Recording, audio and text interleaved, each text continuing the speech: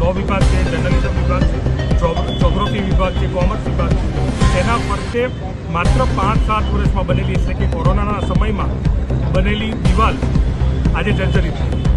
લાખો રૂપિયાના ખર્ચે કોના ભ્રષ્ટાચારના પાપે આ પ્રકારનો દિવાલોનો ભ્રષ્ટાચાર યુનિવર્સિટીમાં થઈ રહ્યો છે તે સૌથી મોટો સવાલ છે. તપાસ થવી જોઈએ કે આ દિવાલના ભ્રષ્ટાચારમાં કયા કુલપતિએ, કયા કુલસચિવે, કોણે ભ્રષ્ટાચાર આદર્યો.